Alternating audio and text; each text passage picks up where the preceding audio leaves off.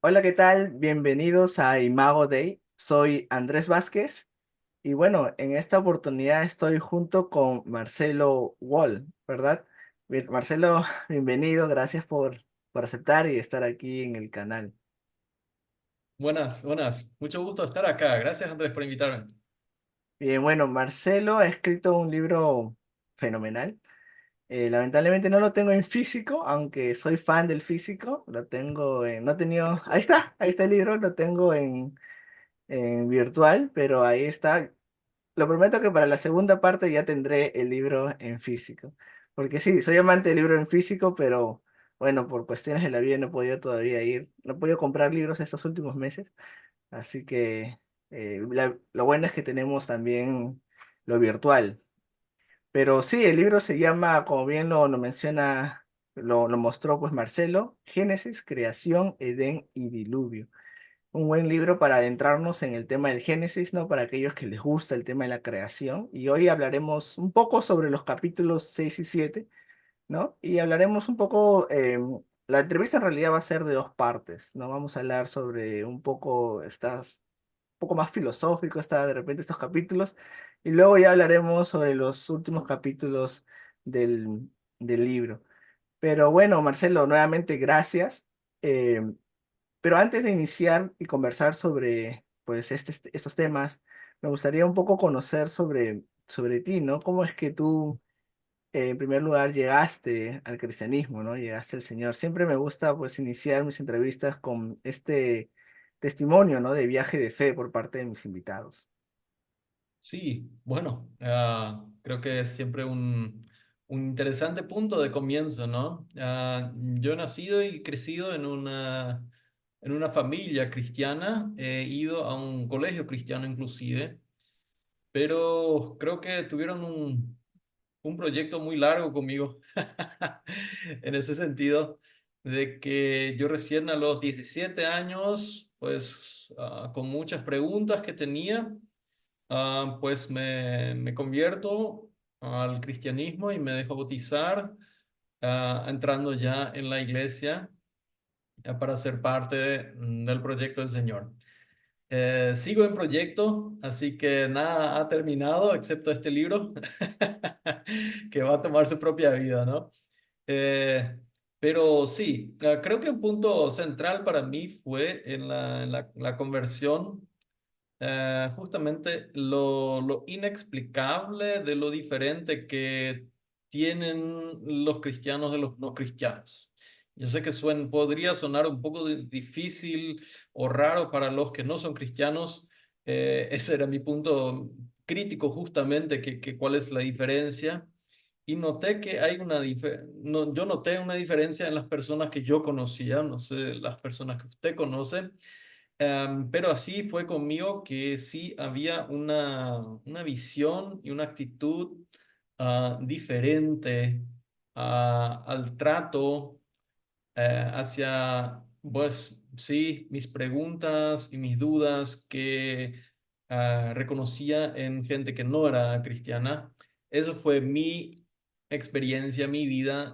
Cada uno tendrá la suya, pero eso me hizo ver, no por una lógica, digamos, no la filosofía, sino justamente una experiencia de ese análisis comunitario, digamos, ¿no? Que me hizo reflexionar y ver algo diferente, que yo creo que es parte de lo que Dios está haciendo, y la presencia del Espíritu en lo que Dios ha prometido a su iglesia, ¿no? En ese sentido, eso me ha llevado a iniciar este proyecto con Dios, y yo creo que Dios sigue trabajando conmigo, y yo creo que fue una de las mejores, pues la mejor decisión que he tomado en mi vida, ¿no? Genial, sí.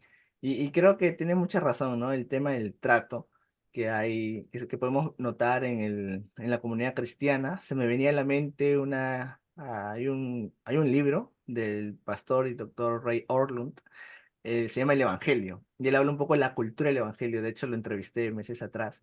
y me hizo un poco recordar mientras tú mencionabas eso, ¿no?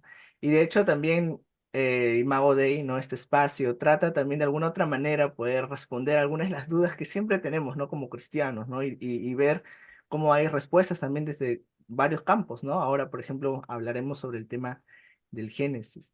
Y bueno, asumo que también el proyecto del libro, pues no fue un proyecto recién, ¿no? Es decir, si no, no es que un día te levantaste y dijiste quiero escribir sobre el Génesis, ¿no? Sino imagino que ha sido un proyecto en base a tus preguntas, en base de todo lo que tú has estado investigando. No sé si podrías comentarnos un poco al respecto de cómo así nació el libro.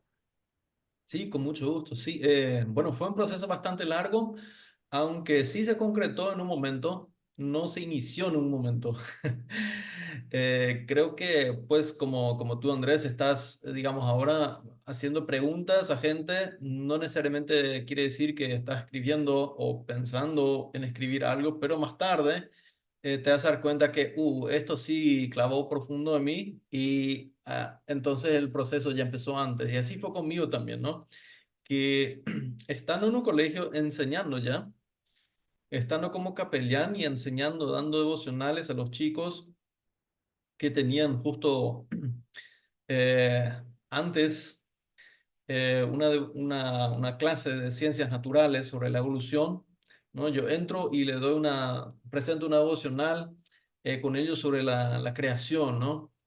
Y me preguntan, pero ¿cómo es esto, profe, no? Y la verdad que no tenía respuesta, ¿no?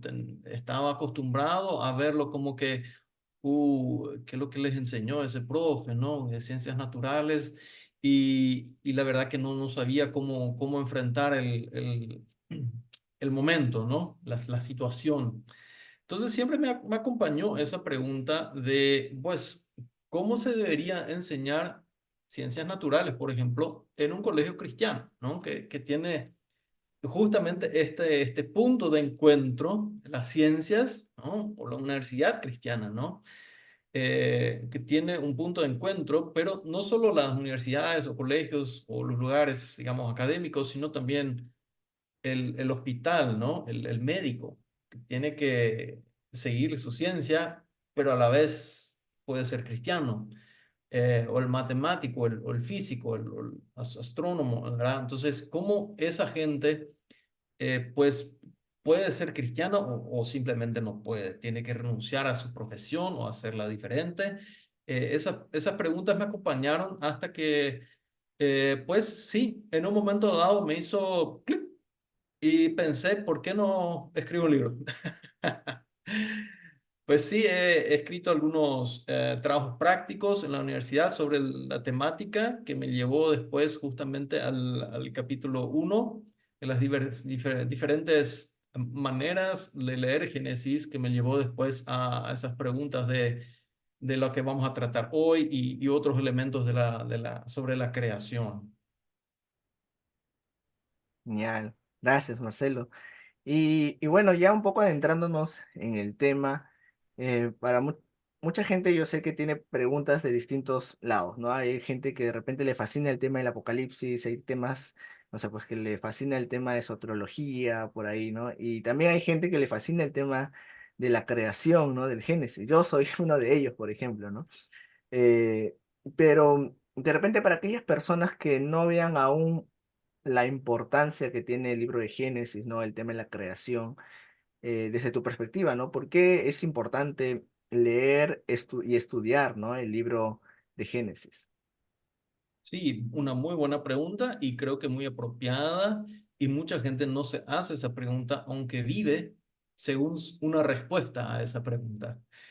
Todos los cristianos pensamos que Dios ha creado el mundo, que Dios ha creado a los seres humanos y la verdad que seguimos viviendo, especialmente los que no tenemos, digamos, un cruce directo entre, digamos, datos científicos que contradicen o aparentemente contradicen lo que dice la Biblia, ¿no?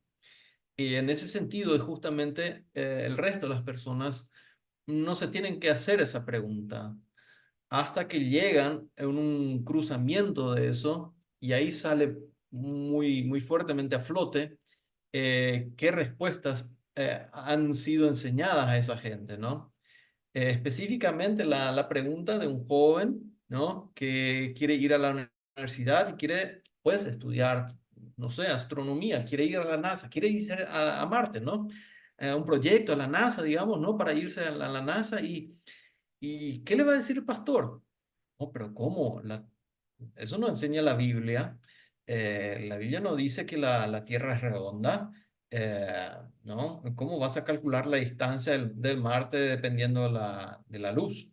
¿No? ¿Cómo vas a calcular la edad de un planeta? ¿No? También a la luz, la luz reflejada del sol que nos llega, ¿verdad? Entonces, ¿cómo vas a pisar un cuerpo celestial, ¿no? Eh, Esas son preguntas que surgen en el momento dado, que cuando uno no ha pensado estas cuestiones y ha sido enseñado. Por eso muchas veces creo que mi libro también sería muy importante para pastores o padres incluso, ¿no? Que están, digamos, acompañando a jóvenes, a sus hijos eh, en estas preguntas, ¿no? Porque son justamente, pues, mayormente los jóvenes que se hacen las preguntas profundas y son bien sinceros, expresivos, ¿no? Y lanzan la pregunta y la gente como que, uy, no sabemos y por eso no hacemos esa pregunta, ¿no? Entonces yo creo que sí, hay gente y especialmente jóvenes que dicen, pues si la iglesia le tiene miedo a la ciencia, quizás no sea un lugar para mí, porque ¿por qué hay que tenerle miedo? No creo que viene de Satanás, ¿no? No viene del diablo, la ciencia, ¿no? Que puede sanar a gente, que puede inventar medicamentos, ¿no? Que salvan millones de vidas. Entonces, ¿cómo esas preguntas le llevan a la gente después reaccionar a esto? Y creo que eso es importante para la iglesia de saber cómo enfrentar esta cuestión cuando el joven ya no cree en la tierra plana, ¿no? Prende en su celular, ve que la señal del satélite, ¿no? Que rodea la tierra no le llega. Ahí, en el momento, instantáneamente ve si pasa uno o no, ¿no? Es una nueva generación que vive con esa realidad intensivamente, el Google Maps, ¿no? eh, es como, ¿no? Como una cámara de afuera y va alrededor de todo el globo terráqueo. Vive con esa realidad mucho más que cualquier otra generación. Entonces creo que es importante de tener alguna respuesta, alguna manera de enfrentar ese cruzamiento de lo que enseña la Biblia y lo que dice la ciencia en la cual nos movemos, ¿no? Sí, sí, totalmente. Y definitivamente me parece muy importante eso que acabas de mencionar. Aunque probablemente hablaremos un poco más de fe y ciencia en la siguiente entrevista con los últimos capítulos, pero me parece importante iniciar con esto porque sí, a veces en la iglesia se cree por default, ¿no? Es decir, por defecto ya, claro, Dios es el creador de todo y ahí lo dejamos, ¿no? Pero después están las preguntas, ¿y qué pasa con los dinosaurios, ¿no? Eh, ¿Qué pasa con la edad de la Tierra, ¿no? Y a veces esas preguntas, como bien mencionas, como que nos desubican un poco y no sabemos dar una respuesta, ¿no? Entonces, he ahí la importancia de poder estudiar, no solamente, creo yo, para conocimiento propio, sino también para poder aconsejar sabiamente, ¿no? A los más jóvenes, como, bueno, Exactamente. yo. Sí, sí, sí. Yo, por ejemplo, hablando ya de manera personal, una de mis principales preguntas y mis principales objeciones cuando yo pues apenas estaba entrando en mi proceso de conversión, por así decirlo, era justamente el tema de la ciencia, ¿no? Y más específico el tema de la edad de la Tierra, ¿no? Yo no podía hacerme cristiano y pensar que la Tierra tiene solo miles de años, ¿no? Era una de mis principales objeciones, ¿no? Entonces, más allá de la postura que uno tenga, creo yo que es importante poder encontrar respuestas no acertadas a estas preguntas honestas de los jóvenes.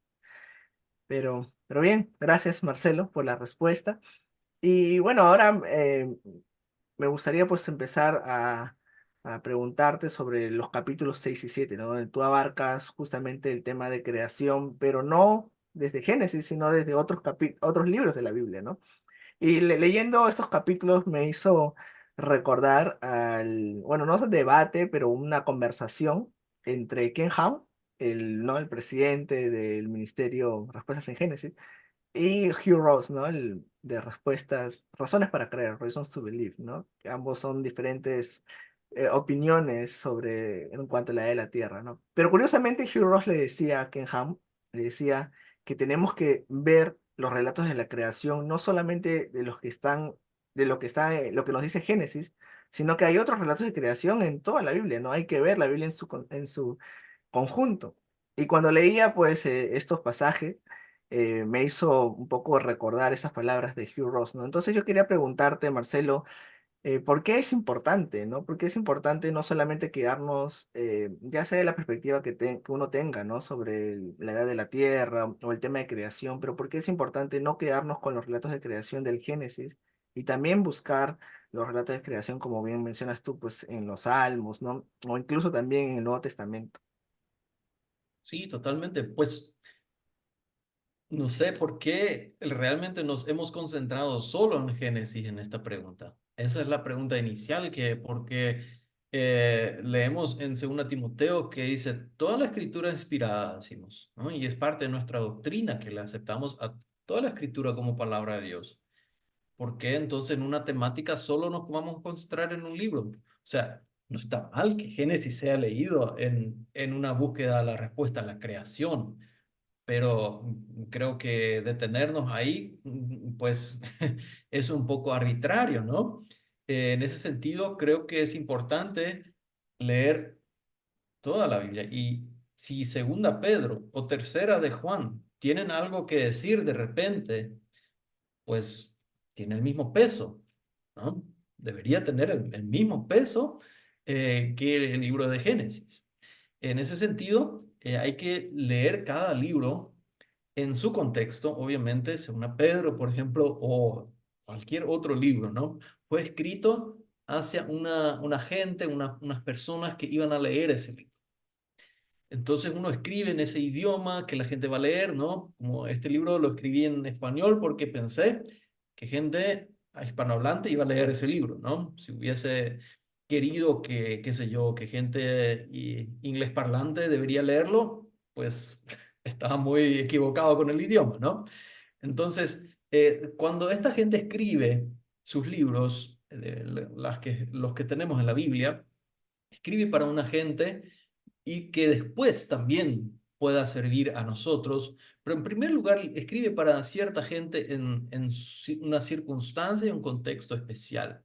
Y en ese sentido yo creo que cuando analizamos los diferentes libros en su contexto podemos ver y otros textos que no solamente encontramos en Génesis, que es un libro bastante complejo, polémico, como sabemos, quizás y a lo mejor otros libros de la misma Biblia nos pueden dar ideas de cómo otros autores, que nosotros los llamamos inspirados, habían interpretado Génesis, habían leído o habían, digamos, llevado más allá de lo que decía Génesis. Y en ese sentido, yo creo que debemos respetar esas opiniones también. No podemos concentrarnos y decir, no, yo no solo escucho a Andrés. Lo que dice Ken Ham o lo que dice Hugh Ross, yo no escucho. Yo solo escucho a Andrés y no me importa el resto, me tapo los oídos. Esa es un poco digamos acá, la manera en caricatura, ¿no? Como la pongo. Pero ese es el punto que creo que justamente la pregunta de los 7 días, por ejemplo, ¿verdad? ¿Por qué 7 días? Pues, ¿verdad? No encontramos ni una respuesta en Génesis. Pero si leemos el resto de la Biblia, esperamos, el séptimo día tiene que ser el día del Señor. Ok, puede ser. Y después dicen, tienen festivales las lunas llenas. Si tenemos una luna cada, digamos, 28 días, ajá, podemos dividir esos pedazos en 7, dividido en 4, digamos, bloques, y llegamos a un ritmo, ¿no? Que pueda asegurarnos de que estamos contando los días bien para entender cuál es el día del Señor, por ejemplo, ¿no? Entonces, esos puntos encontramos, por ejemplo, en los libros de Samuel o también en Deuteronomio, encontramos estas fiestas que nos indican, quizás tenemos algunas pistas de lo que Génesis estaba tratando de, digamos, explicar o, digamos, en una manera prevista, inspirar o, digamos, motivar a que se hagan o dependiendo de cómo lo leamos, ¿no? Pero ahí nosotros nos podemos dar cuenta de que hay otras maneras en la misma Biblia inspirada de hablar sobre la creación que no solo encontramos en Génesis. Creo que es importante reconocer como cristianos que no decimos, digamos, solo mi hermano fulano es la voz de Dios y mi hermano fulano no. Y pues, ¿por qué? Y me gusta lo que él dice. Ah, ok, pues no es cuestión de gustos nomás, ¿no? Creo que va más allá de lo que me gusta o no me gusta. Creo que tiene que hacer sentido y tenemos que encontrar una manera en que respetamos lo decidido. Y si hemos decidido como iglesia que todos los libros son inspirados, pues creo que es importante respetarlo, ¿no? Sí, definitivamente. Yo creo que a veces, incluso podría decir que es cuestión de honestidad intelectual, ¿no? Poder también recurrir no solamente, o mejor dicho, no quedarte solamente con un libro, con una postura, sino poder recurrir y ver a otras también, ¿no? Y de hecho es lo que siempre trato de hacer al entrevistar, ¿no? No quedarme, no entrevisto solamente a personas que comparten mi opinión, ¿no? La idea es poder mostrar realmente lo que se está escribiendo y lo que se dice dentro del mundo cristiano, académico y bueno, en general. Y cuando mencionabas un poco esto del a dónde el autor de los libros trataban o cuál era la primera audiencia a los que ellos estaban escribiendo, se me vino a la mente la cita de John Walton, ¿no? Aunque la Biblia está escrita para nosotros, no está escrita a nosotros, ¿no? Y creo que, o sea, trata de justamente, o creo que la cita engloba lo que tú acabas de mencionar, ¿no? Si bien es cierto, la Biblia está escrita para nosotros, nosotros no éramos la audiencia principal, ¿no? Entonces deberíamos abordar pues coherentemente lo que trataba de decir, ¿no? Y por ejemplo, tú desarrollas mucho eso en el capítulo 6, ¿no? Como David, por ejemplo, entendía la creación, ¿no? No de manera, y me gustó mucho eso, ¿no? Porque él no entendía, él no se le vino a la mente, pues, ¿no? Esta cuestión científica, ¿no? Como nosotros a veces cuando leemos Génesis sí se nos viene, ¿no? Estas cuestiones científicas, pero no. Entonces, me gustaría un poco ya adentrándonos en el capítulo 6, pues, ¿cuál sería la conexión, ¿no? Que tú puedas, o cuál es la conexión entre los relatos de creación, ¿no? De los salmos y los relatos del Génesis, ¿no? Y también cómo estos se complementan, cómo estos, pues, se relacionan en general. Bueno, pues sí creo que es un punto importante que otros textos hablan de la creación y mira que es interesante pensar en lo que se formó, pensándolo de acuerdo a lo que dice la Biblia, por ejemplo, cuando se destruye lo que se formó. ¿No? Por ejemplo, si estemos hablando de ti, Andrés, algunos dirán, a mí me parece un ser humano. El otro dice, no, no, no, es una inteligencia artificial, es solamente una imagen. Ajá.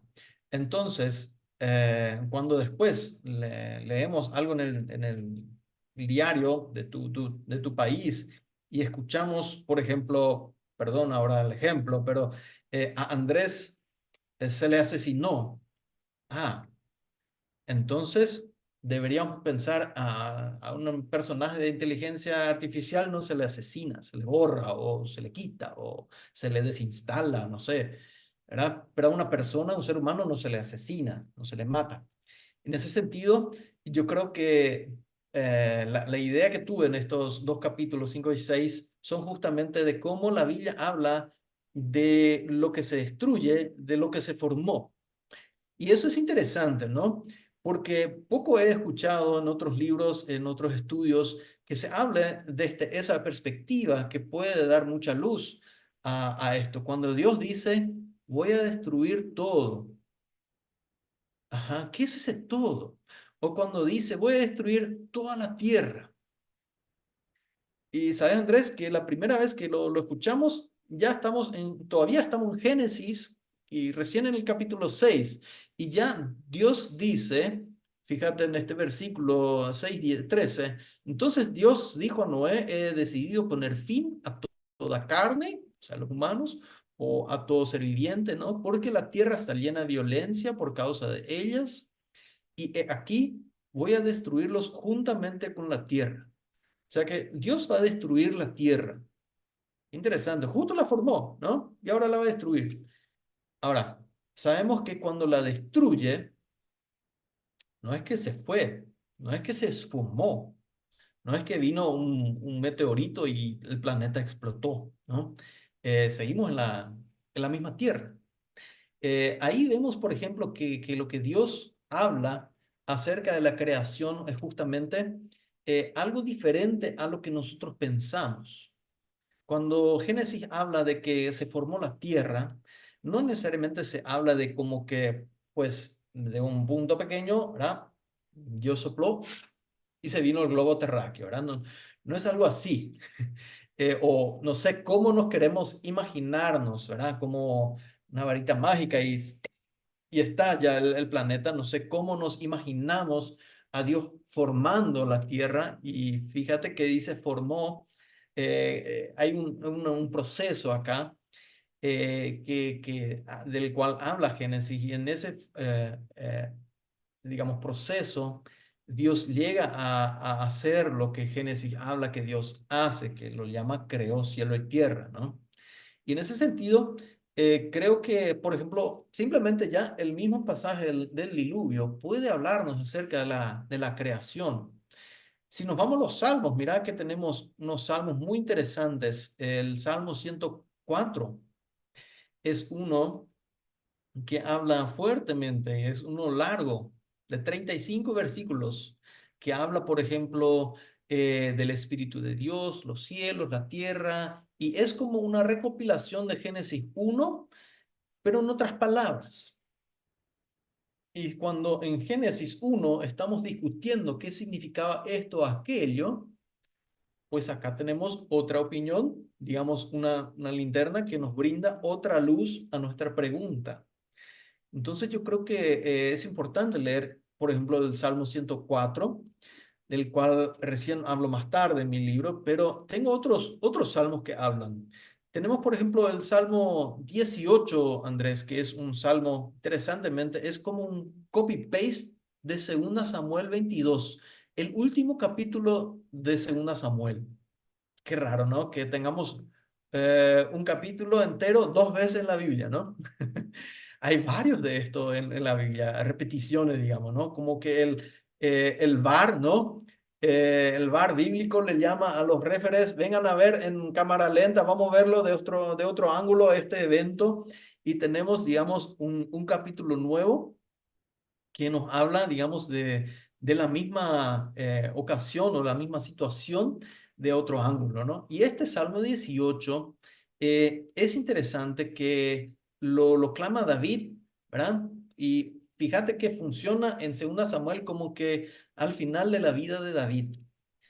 Y en el libro de los Salmos funciona como una canción, como una alabanza a Dios, ¿no? Entonces, esto es súper interesante porque ahí habla justamente de torrentes, habla de, de ligaduras de la muerte también y habla de otros elementos, ¿no? Donde vemos a la destrucción trabajando fuertemente y vemos cómo David está acá hablando de digamos, algo creado y algo que está amenazando lo creado.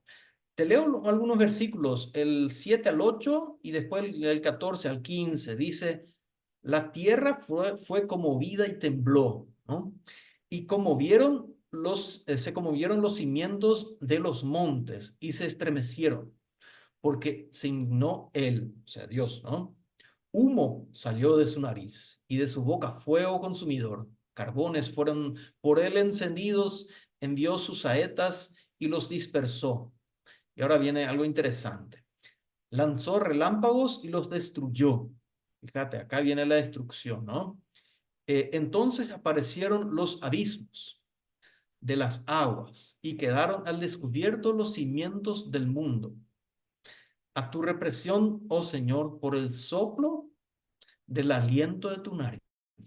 Fíjate que tenemos acá en el último parte, es un lenguaje fuerte que Dios utiliza, ¿no?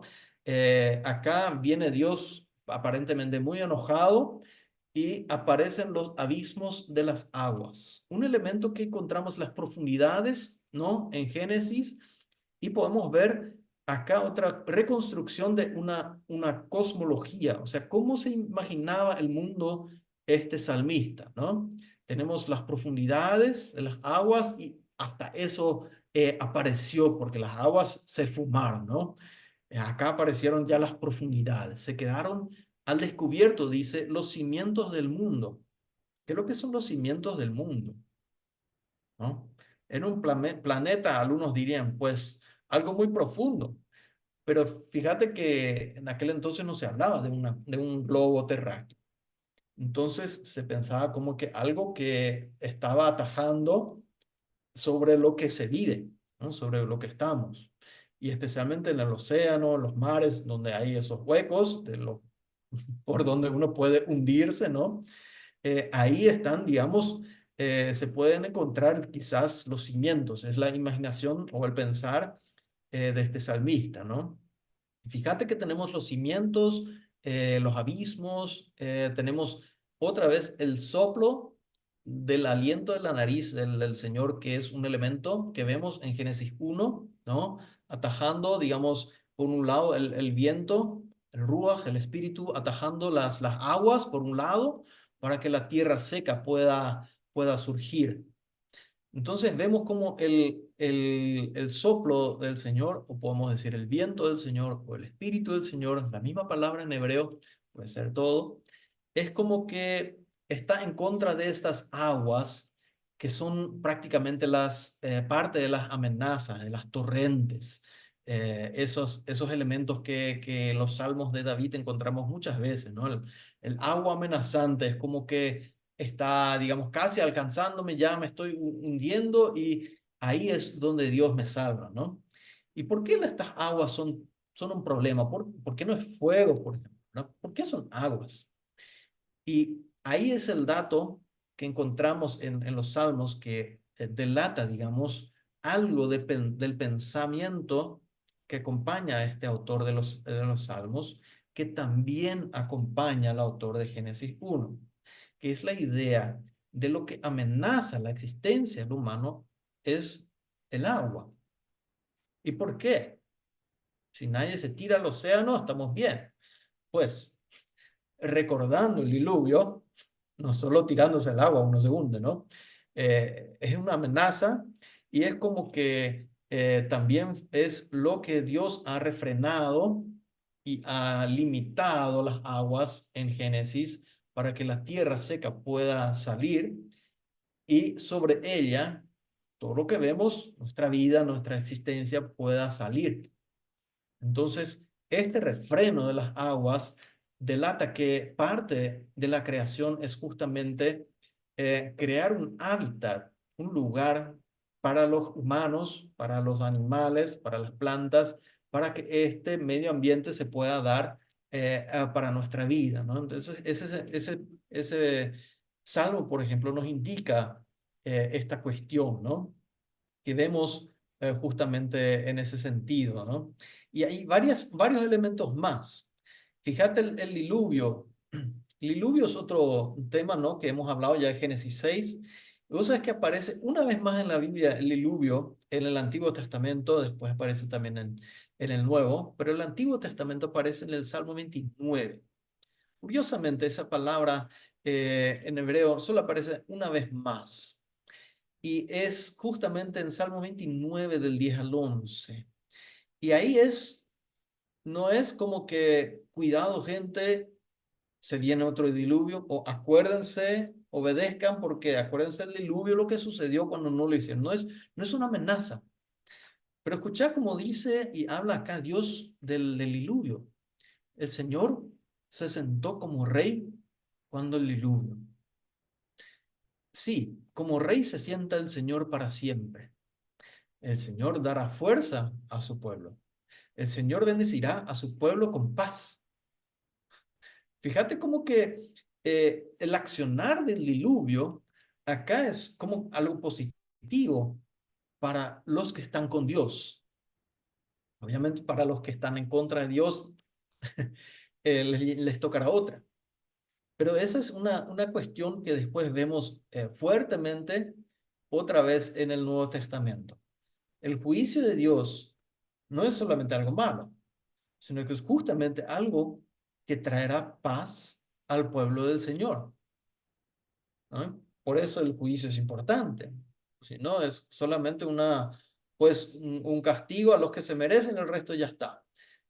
No, el castigo no es solamente porque, bueno, la gente le debía a Dios porque se comportó mal, sino que actuó en contra de Dios y Dios para brindar una paz a los que se comportaron bien, digamos, según su intención, les quiere dar un mundo bueno. ¿Y cómo le das un mundo bueno sin sacar a los que están en contra o oprimiendo a estos buenos?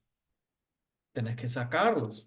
Y es parte de lo que Dios está hablando con el diluvio, la creación y estos elementos. Entonces, teniendo esta cuestión en mente, nos hace ya pensar acerca de la destrucción, que muchas veces se ha hablado también, ¿no?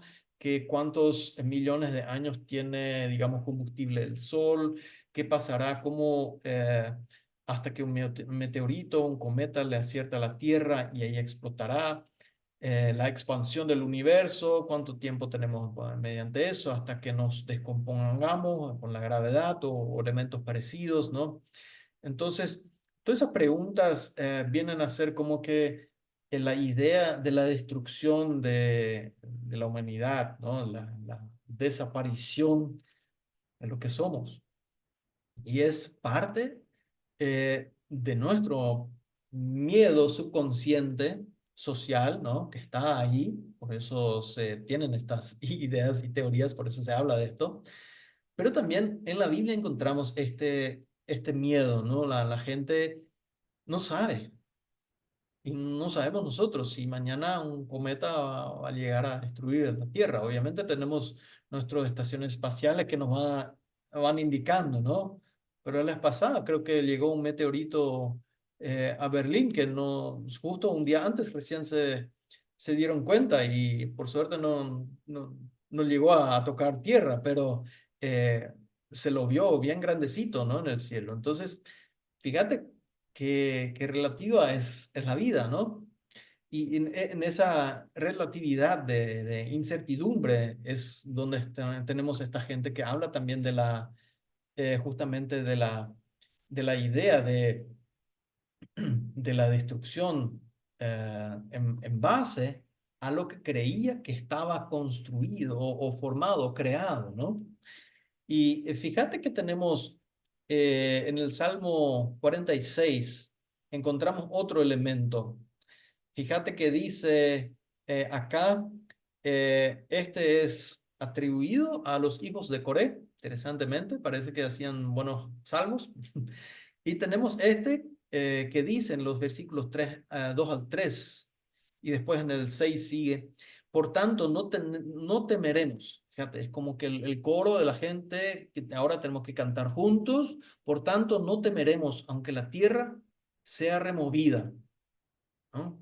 Uy, y nosotros vamos a pensar removida. Ah, seguramente va a salir de su trayectoria, ¿no? Y va a ir a otro lugar y se va, no sé, a explotar o qué sé yo, qué pasa con planetas que salen de su trayectoria, ¿no?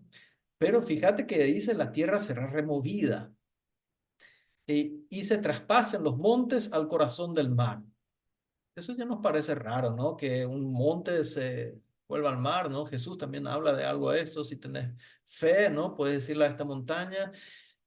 Cosas raras en ese sentido. Pero fíjate que tenemos acá ideas que, pues, para el salmista hace sentido. Hasta para Jesús hace sentido. Y nosotros nos quedamos como que, ¿cómo un monte va a caer en el mar, ¿no? Y después dice, aunque bramen y se turben las aguas, trae las aguas, ¿no? Y tiemblan los montes a causa de su braveza. Fíjate, los montes son bravos y tiemblan, ¿no? Es un raro, casi como personificado los montes acá.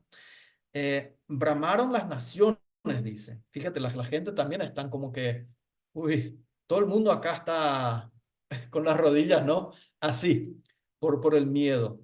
Y dice, titubearon los reinos. ¿Y qué pasó? Dio él su voz, se derritió la tierra. Y bueno, no es que se derritió el suelo, no es que se llenó de lava.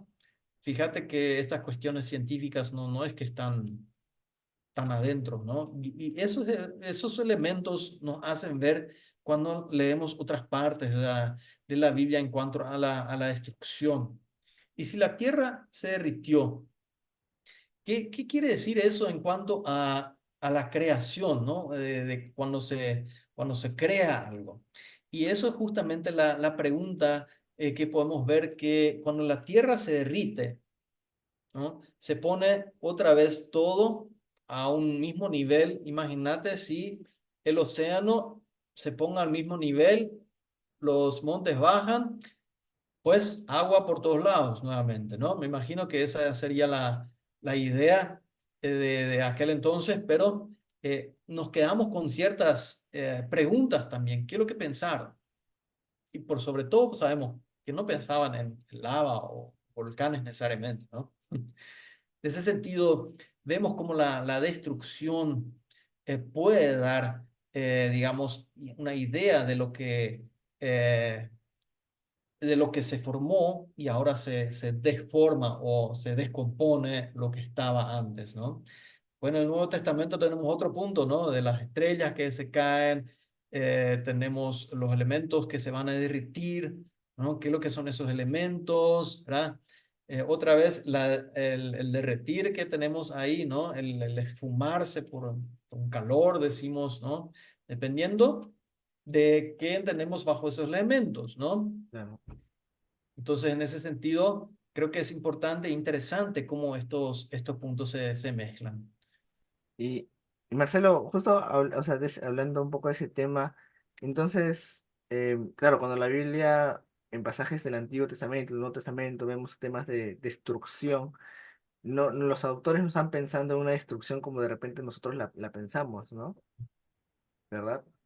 Exactamente, piensan en una destrucción muy diferente y especialmente en el Nuevo Testamento sale muy a luz eso de las estrellas cayendo al mundo. Fíjate si tenemos, digamos, las estrellas cayendo del cielo a la tierra.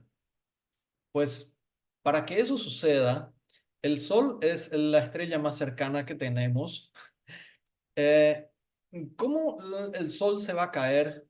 El Sol no está arriba. ¿Dónde es arriba y dónde está abajo en un globo? Decimos que el norte es arriba, pero ¿quién dice que el universo está así? Puede ser así también, ¿no? Eh, pues todos estamos arriba, ¿no? Con los pies sobre la tierra, ¿no? Entonces, teniendo un globo, fíjate cómo esto se vuelve un poco complicado, ¿no? De que las estrellas van a caer del cielo. Si tenemos la cosmovisión, un copy-paste de la idea del mundo, del antiguo, de la Biblia a nuestro mundo, no vamos a poder encajar lo que encontramos en la Biblia hoy en día. Simplemente las estrellas no van a caer. Nos acercamos unos kilómetros más hacia el sol y ya fuimos todos. O sea, no hace falta ni que caiga una estrella, ¿no? Ah, son cometas, algunos dicen. Pues entonces no son estrellas otra vez. Entonces la Biblia no tiene razón. O sea, te das cuenta cómo a veces buscamos respuestas a acomodaciones que al final parece contradecir otra vez lo que la Biblia dice, ¿no? Pero fíjate que las estrellas en el Nuevo Testamento son mucho más potestades celestiales que lucecitas o, digamos, cuerpos de fuego como lo conocemos de nuestro mundo acerca del sol, ¿no? No son eso. Ellos no pensaban en eso, ¿no? Cuando hablan de estrellas, muchas veces hablan de ángeles, por ejemplo, o de seres celestiales que son vivos, son como personajes.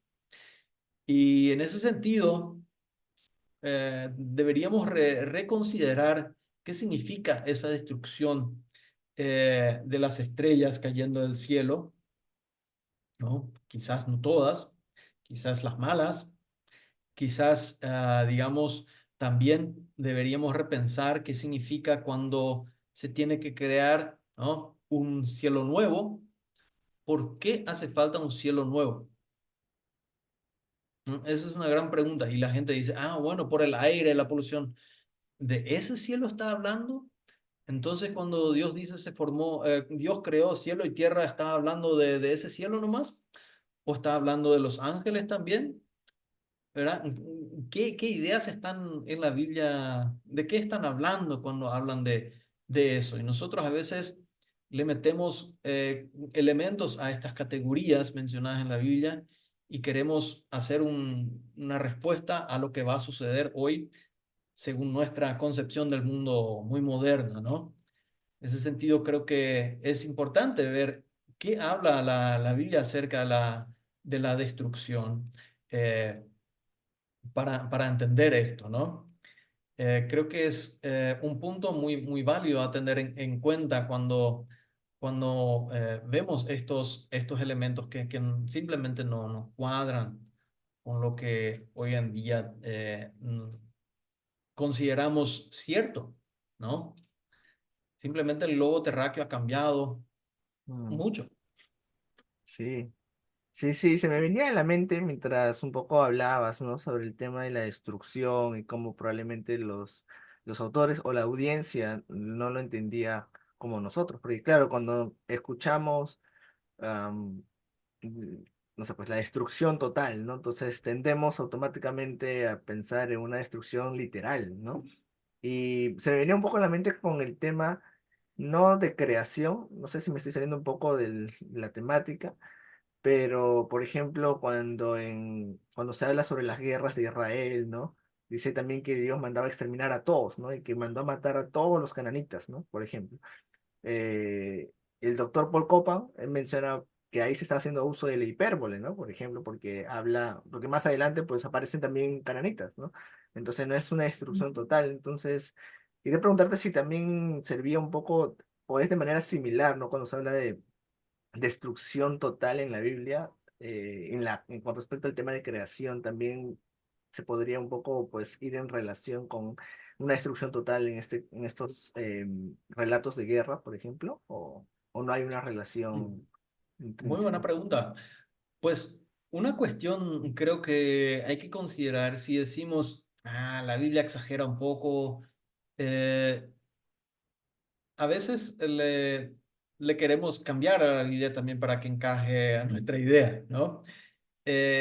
Yo creo que hay que dejar la Biblia decir lo que dice y después nosotros, creo que el problema no es de la Biblia, sino es nuestro, ¿no?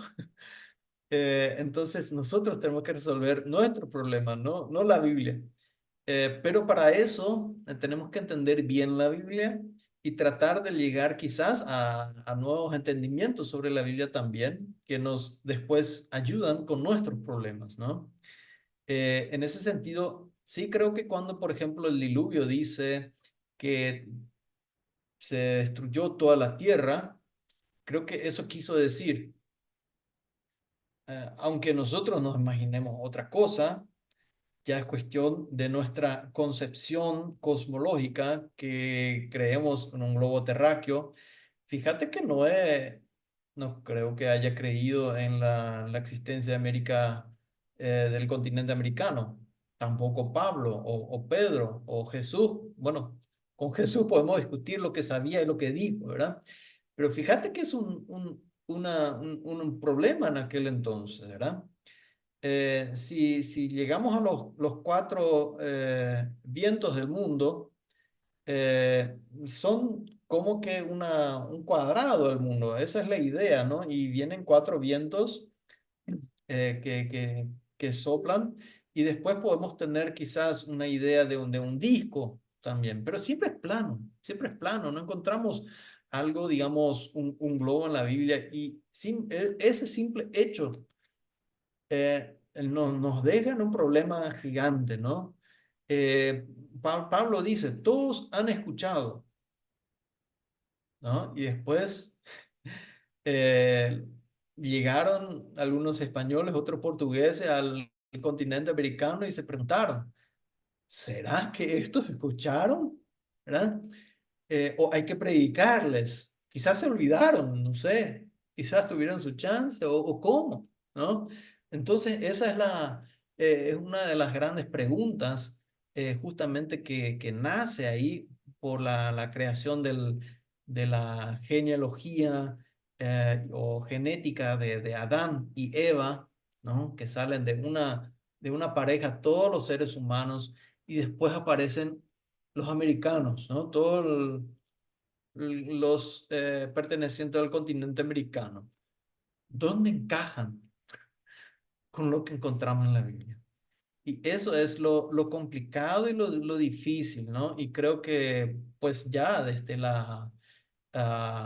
que el mundo del occidente ha encontrado, digamos, para ellos, obviamente los que somos del continente americano decimos, ah, bueno, siempre estuvimos acá, ¿verdad? ¿Qué es lo que pensaron? Pero para ellos es como un descubrimiento, ¿no? Para nosotros fue una sorpresa que llegaron gente rara, ¿no? Entonces, siguiendo, si seguimos la historia de aquel continente europeo, nos damos cuenta que estamos, digamos, pensando en un descubrimiento y a partir de ahí cambia la teología, ¿verdad? Porque, pues, el cristianismo no existía en el continente americano, ¿no? Que es una cuestión complicada y que nos dice que, pues, lo que entendían la gente de la Biblia no es un conocimiento completo. Es un conocimiento que quizás podríamos decir completo o de Jesús o de quien sea, ¿no? Completamente completando todo lo necesario para esa audiencia. Quizás eso nos resuelve a entender eso, porque fíjate si Pablo quería ir a todas las naciones, e incluso hasta España, y uno dice, ¿y a partir de ahí te embarco a los americanos o lo vas a dejar ahí? ¿No? Eh, Esas cuestiones son raras, ¿no? Entonces nos damos cuenta que no nos damos cuenta que la Biblia estaba tan errada. En aquel entonces, pues, ¿cómo habrían de saber, no? Ahora tampoco la Biblia dice que acá te vamos a explicar todos los datos científicos de la Biblia, del mundo, perdón. No, no lo dice la Biblia, no lo quiere hacer. Utiliza maneras de concebir o imaginarnos el mundo de sus audiencias, para que ellos puedan entender el mensaje, ¿no? Entonces, tenemos cierta acomodación, si queremos, de parte de Dios, el mensaje, o también simplemente decir, pues, eso es lo que se sabía, ya. Entonces, ahí es, si lo vemos así, nosotros nos damos cuenta con nuestro problema de que nosotros no estamos entendiendo del todo lo que ellos entendían. Y yo creo que ese es un paso importantísimo para poder entrar en tratar de leer la Biblia en su propio contexto y cómo ellos imaginaban las cosas y a partir de ahí luchar con nuestro problema hoy en día y cómo nos acomodamos a lo que antes se entendía. Sí, totalmente. A veces leemos la Biblia con nuestros ojos modernos, ¿no? De personas del siglo XXI. O a veces creemos también que la Biblia cayó del cielo, ¿no? Y no hubo un proceso, o no hubieron personas detrás con su propio contexto, sino que cayó, ¿no? Pero sí, es un buen punto. Y bueno, Marcelo, ya para ir un poco terminando con la entrevista, había un punto que me gustó mucho y no, nunca lo había visto así cuando estaba leyendo el capítulo 5 y era, tú mencionas que el diluvio en los Salmos, ¿no? Para David, fue más un tema de victoria más que un problema, ¿no? Porque sí, cuando a veces vemos, ¿no? A veces en internet los debates, ¿no? Entre cristianos y ateos, ¿no? Y cuando tratan de acusar sobre el mal, ¿no? Que hay en la Biblia, uno de los puntos es el diluvio, ¿no? Porque un Dios de amor, ¿no? Mandó a matar a muchos, ¿no? Entonces se enfoca más el tema del diluvio desde un problema, ¿no? Una cuestión más moral, ¿no? Por parte de Dios, en el sentido de que, ¿cómo puede Dios hacer eso, ¿no? Pero claro, ahora mirándolo desde esta perspectiva que tú me dices en el libro es otra cosa, ¿no? Y ves el diluvio de una manera diferente. Entonces, sí, por favor, explícanos un poco eso, ¿no? Porque el diluvio es más una cuestión de victoria. Sí, mira, el diluvio nos crea un problema para los cristianos, no tanto así para los que no lo creen. Fíjate que por un lado pueden decir como un Dios de amor mata a todo el mundo, ¿no? Qué estúpido o qué barbaridad. Eh, por otro lado, ahí podríamos decir, pero mira, ¿te gusta la violencia en el mundo? No. Y pues eso es lo que liquidó Dios, ¿no? Por eso le mató a todo el mundo, porque eran todos violentos. Entonces, ya hizo fin a esa violencia. ¿No te gusta un Dios que ponga fin a la violencia? Entonces, iban a decir, ¿y por qué deja suceder la violencia en primer lugar, no? Entonces, nos pone en un lugar un poco complicado, ¿no? Pero son esos elementos que vemos en la Biblia. Yo creo que justamente es, es parte de ese entendimiento que Dios actúa a favor de aquellos que lo adoran según su intención. Obviamente actúa a favor de todos. La creación es un Dios que ha formado al ser humano a su imagen, y yo creo que hay que reconocer eso como cristianos, que todos los seres humanos tienen la imagen de Dios, ¿no? Aunque algunos lo saben esconder muy bien, otros lo pueden mostrar mejor, pero todos lo llevan. Y en ese sentido, eso es un elemento que nos une, y como cristianos no debemos olvidarnos de eso. Pero también hay cosas que nos separan, ¿no? Y en ese sentido, cuando los buenos, ¿no? Y esa es una pregunta que creo que viene aparte de la destrucción, ¿no? El juicio de Dios.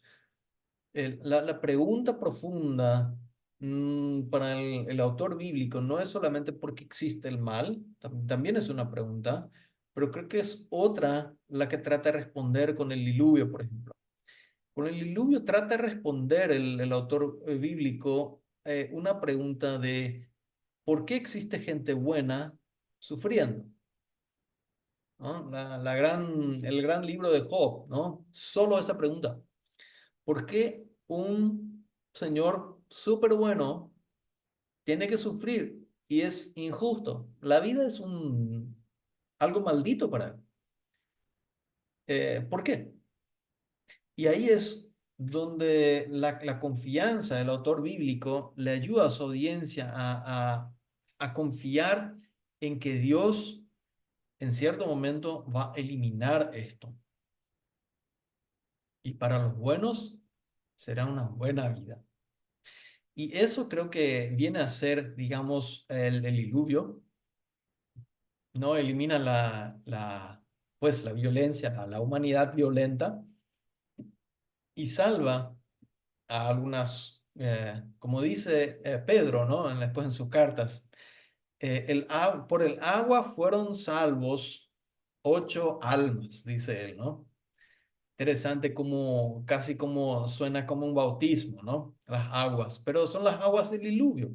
Y las aguas es como salvaron a Noé y su familia de la violencia, o sea, le enaltecieron, los elevó para no ser destruidos y no ser parte de la violencia, o no ser, por un lado, corrompidos por la violencia, por otro lado, no ser matados por la violencia, ¿no? En ese sentido, el juicio de Dios viene también como rescate a su gente, y ese rescate Fíjate, siempre un rescate es para algunas personas que se consideran o son considerados unas víctimas, ¿no? En ese sentido, creo que hoy en día es un poco difícil para el cristiano sentirse víctima. Estamos viviendo en mucha paz, realmente en consideración con otros tiempos, y tenemos mucho poder los cristianos, ¿no? Políticamente, económicamente, mucha gente cristiana tiene mucho. Y en ese sentido, creo que quizás fallamos en entender un poco este mensaje de un pueblo oprimido, ¿no? Y muchas veces grupos, minorías, toman esta parte del cristianismo, del discurso bíblico, ¿no? De un pueblo oprimido, y tiene a Dios su favor en ese discurso, ¿verdad? Ahora, yo no quiero entrar en ese debate, pero sí quiero decir que fíjate que cuando Jesús dice, cuando va a venir otra vez y va a destruir y se va a desarmar el mundo y no sé qué todo lo que va a pasar, él dice, llegarán los ángeles y los juntarán de todos los rincones del mundo, de los cuatro rincones del mundo, dice, ¿no? Otra vez los cuatro, ¿no? Pero fíjate que es un rescate, es un rescate. Y en ese sentido, la destrucción del mundo no es como que, bueno, terminó la película y ya, ¿no? Ya no hay pororó, ya no hay diversión, ya se terminó, digamos, el juego. Mm, Eso no es la idea. Eso no es la idea. No, no es que se termina, ahí recién empieza el juego, porque ahí por lo menos, ¿no? Dios va a usar el VAR y va a mirar, realmente oprimió a gente, mira, mira. Y después va a decidir, pues le vamos a dar tarjeta roja a todos los que jugaron mal y ahora van a jugar los que jugaron bien, ¿verdad? En ese sentido va a ser un partido, un juego hermoso. Y ese es el mensaje detrás del diluvio, por ejemplo, pero también de otros mensajes del juicio. Yo sé que para nosotros hoy en día suena como súper brutal, ¿no? Pero fíjate, en las películas que se suele mostrar en la televisión, en el cine, el sentimiento de venganza puede ser algo muy, muy, muy profundo y muy, muy, muy fuerte. Esas ansias de justicia, ¿no? Vemos muchas historias de esa, gente que perdió a alguien por culpa de otro, de sus familiares a veces, ¿no? Muertos ahí que le hablan, que no le dejan en paz hasta, ¿no? Que él le haga la venganza al culpable de la muerte de sus familiares. Y ahí los muertos pueden descansar, ¿no? Es esta búsqueda, esta ansia de justicia, la que mueve en muchos elementos los escritores de la Biblia. Y fíjate también que hay mucha gente, ponete en el lugar de una persona abusada. Esperar un perdón es, pues, se entiende la esperanza, pero fíjate que es una cuestión difícil de juzgar. Y la ansia de una venganza puede ser súper fuerte, ¿no? Y no solo estoy hablando de mujeres jóvenes o algo así. Eh, Hay niños, hay adultos, ¿no? Eh, He leído artículos sobre soldados, ¿no? Que están combatiendo y hay una parte para tratar a los enemigos, ¿no? Conlleva un abuso sexual a los enemigos. Y, y esas personas después tienen ciertos, digamos, dificultades en la vida, justamente con este sentimiento de rabia, de querer vengarse, ¿no? Y qué mejor encaja en esa situación un Dios que dice, yo voy a tomar acciones en la justicia, donde la justicia social, la justicia nacional no toma cartas en el asunto, pero Dios sí la tomará y hará justicia. Y ese es un Dios al final, yo creo que aparentemente, por lo menos en el sentir de este discurso, bueno, por lo menos se trata de pintar así en la Biblia. Si lo es o no, creo que cada uno tiene que decidir cómo evaluarlo, cómo juzgar eso, ¿no? Claro, claro, claro, ver el diluvio de repente como una ilustración un poco apocalíptica tal vez, ¿no? En el sentido de la esperanza, ¿no? Porque, claro, Apocalipsis, por ejemplo, habla mucho de la esperanza, me gusta mucho Apocalipsis 21:4, que habla cómo Dios no va a terminar con la maldad, ¿no? Y se podría decir que el diluvio es una representación de el Señor quitando lo malo, ¿verdad? Podríamos verlo de esa manera también. Muy, muy interesante y muchas gracias, Marcelo. Y bueno, ya para terminar, me gustaría hacerte una última pregunta, Marcelo, que es, am, qué mensaje podrías dar, ¿no? A las personas que están leyendo tu libro o que van a leer el libro, ¿no? Pero con respecto a justamente los capítulos 5 y 6, ¿no? Que tú personalmente te has llevado del aprendizaje al escribir estos pasajes, al investigar sobre esos pasajes y que también podrías dar, ¿no? A otras personas sobre el mensaje principal que tú te has llevado, ¿no? De esos capítulos. Ujú. Sí, entiendo. Muy buena pregunta. Mm, Quizás lo pongo así. A veces solo mirando películas románticas nos muestra una parte de la vida, pero después viendo como una serie de narcotráfico nos muestra una muy diferente. Eh, y yo creo que es como no el obrar de Dios a través de un narcotráfico, sino, digamos, a la vez de una situación gobernada por un narcotráfico. Yo creo que se siente como esa necesidad de un Dios fuerte, de un Dios que puede terminar con elementos opresores, que puede terminar, que puede dar fin a, a abusos sociales, abusos judiciales, abusos de personas. Necesitamos, especialmente en esas situaciones, un Dios fuerte. Y cuando leemos sobre destrucción del mundo, quizás tenemos un poco de miedo, quizás algunos muy fuerte, no quisiera leerlo, pero si nos pongamos al lado de un Dios fuerte, que a la vez es como un pastor que lleva a sus ovejas sobre sus brazos y de paso destruye la opresión. Yo creo que puede ser un una linda manera de cómo podemos encarar esta situación y estos capítulos que hablan un poco de lo pues desastroso, ¿no? Y por eso también inicié el capítulo 5 con una cita, un versículo de Salmo 23:4. Dice, aunque pase por el valle de sombra de muerte, no temeré mal alguno, porque tú estás conmigo. Tu vara y tu callado me infunden aliento. Y no es solamente la guía que cuando no se ve nada, sino que es cuando uno está debajo de muchos opresores, sabemos que esta vara del Señor, si hasta los montes se pueden caer, si hasta la tierra se puede derretir, Él puede. Con opresores, Él puede. Con gente que toma el mando del mundo para el mal, Él puede. Y creo que nos puede infundar no solo miedo, sino también una esperanza real.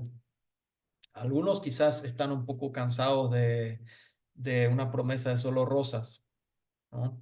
Cuando ya se siente la, la fuerza de la vida que puede penetrar nuestra vida, nuestro ser, ¿no? Que puede arrebatar a elementos muy queridos, muy importantes para nosotros.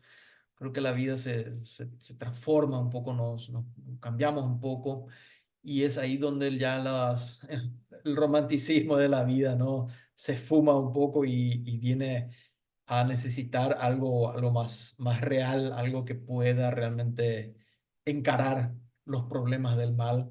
Y yo creo que quizás en estos capítulos se pueda encontrar respuestas y, digamos, esperanza de esta clase. Gracias, Marcelo. Sí, definitivamente, ¿no? Y a veces, como bien mencionamos de repente antes, a veces si queremos leer o investigar sobre la creación, nos quedamos con el Génesis, ¿no? Si queremos ver sobre la esperanza, nos quedamos con Apocalipsis, ¿no?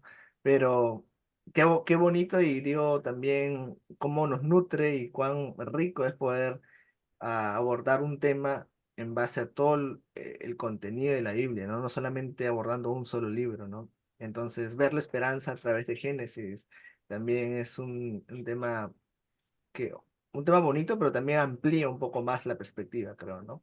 Así que, bueno, gracias Marcelo, realmente por la charla, por la entrevista. Y gracias también por el libro, ¿no? Por haber escrito el libro. Muchas gracias por estar aquí en el canal. No, gracias por la oportunidad y gracias por invitarme. Espero que haya sido de ayuda y bendición. Sí, definitivamente. Y bueno, ya estaremos en coordinación para poder realizar la segunda parte de la entrevista y poder hablar de los últimos capítulos del libro que también son muy, muy interesantes y muy buenos. Muchas gracias, Marcelo. Y para aquellos que quieran, pues adquirir el libro, voy a dejar el link de Amazon en la descripción del video. Ahí está Ahí está. el A ver. libro y ya pronto lo voy a Excelente. tener también en físico para la segunda parte. Gracias, Marcelo. Nos vemos. Hasta luego. Excelente. Chao, chao.